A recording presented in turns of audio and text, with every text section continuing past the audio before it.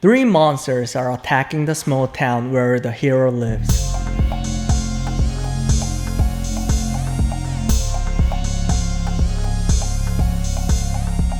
The town becomes chaotic by those three monsters, which are zombies, ghosts, and unidentified creatures. The hero wants to beat those monsters and save the town. He had this fantasy to become a hero. Although he doesn't have a friend and he's always lonely, alone, and sometimes he gets bullied, he lives to imagine if something like this apocalyptic event happens, he can always be a hero. He has a hero syndrome. However, when he interacts with the monsters, he has no idea what to do. So he just runs away and escapes from them to this place to hide. He gets to the room in this place and encounters zombies. Many zombies keep coming in to get him. He looks for all kinds of weapons in the room, such as pipe, saw, knives, any objects that he can throw and let zombies stay away from him. Since his hero syndrome occurs during this zombie attack, he believes he can get rid of those zombies. However, as he keeps fighting them, he realizes he can't get rid of all of them because there are just too many. Also, they keep coming over and over to eat him. He does not have a skill and he realizes that he's about to die. He also learns that he's not a hero anymore. So he just wants to survive now. When he's about to think that he's gonna die, he finds this sword from the edge of the room. It's a long, nice sword like a katana. So like we see in Walking Dead, the hero starts slashing all the zombies with the katana in the place. He does not have a skill and he never learned how to do a sword fight or how to use a sword. So he wonders how he can beat zombies with this sword. And his hero syndrome occurs again. He realizes that zombies are easier to kill than he thought. He also learns that he knows how to use the sword now. And he grabs his sword tight and goes to the next room. In the next room, he encounters the second monster, which are the ghosts. They take people's minds, and without the minds, people die. Ghosts are not physical beings, so they're hard to kill with a sword. As the ghosts try to attack the hero, without knowing how, he gets into this spiritual mind and begins to separate his mind from his body. The ghosts cannot attack his body, but begin to attack his mind. The hero can float like Doctor Strange's mind fight in the movie. First, he tries to run away from the ghosts because they're just too scary. Now he's in the mode of the ghost. He's in the mind, so he floats around the room. And as his mind float around the room, he tries to grab a sword that his body is grabbing, but he can't really reach it. And the ghosts try to attack him like zombies did before he came to this room. He thinks now it's time for him to die. But then, somehow he is able to reach the sword. And that physical sword is still on the ground, but that physical sword somehow becomes a spiritual sword.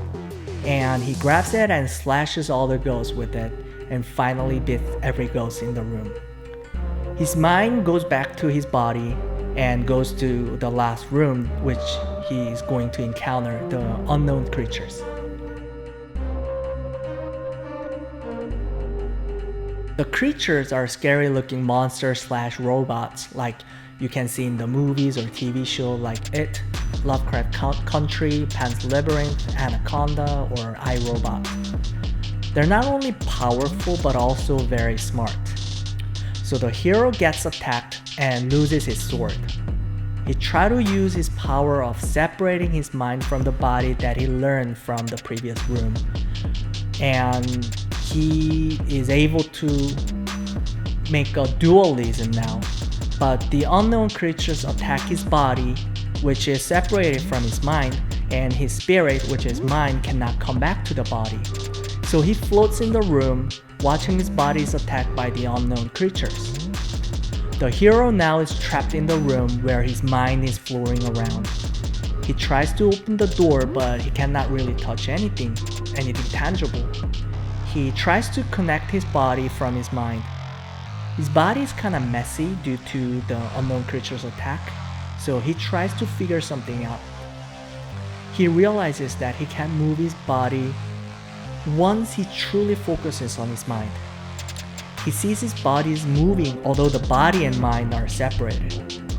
He uses his mind to tell the body to grab the sword. The body gets up and fights against the creatures. The creatures are more powerful than any other monster he interacted, and his body is about to get killed. But then, the hero starts screaming because he's about to die, and the body becomes the mode of instinct ability, which the body just moves without the mind's control. So the body begins to slash every creature with the sword there is in the room without what his mind is telling him. His body moves against his mind's will. So now his mind tries to get out of the place. He sees his body is just fighting this creature without the mind. He goes outside of the place. He kind of goes through the wall, the ceiling, and goes out of the place alone, only with his mind alone. And he sees his town gets just destructed. All those monsters he has fought in the room are now on the outside of the town and killed all the humans in town. So there are like bunch of other same like zombies, unknown creatures and ghosts are also in town and just kill all the humans. He sees his friends, neighbors, families get killed by these monsters. So he tries to fight them, but his mind is only here, so he needs to grab his body. He can only fight ghosts at this moment, but he doesn't have a sword, so he's not really good at like a fist fight with the ghost, so he just try to grab it and he realizes it's not yet powerful enough to do a fist fight with ghosts. Also, zombies and unknown creatures are not fightable with his mind. He needs his body. So his mind goes back to the place to grab his body. He learns how to make his body and mind separable now, and he also learned how to use the sword both physically and spiritually. His body and mind become together again, and he goes outside. He fights against the monsters again at the town and outside.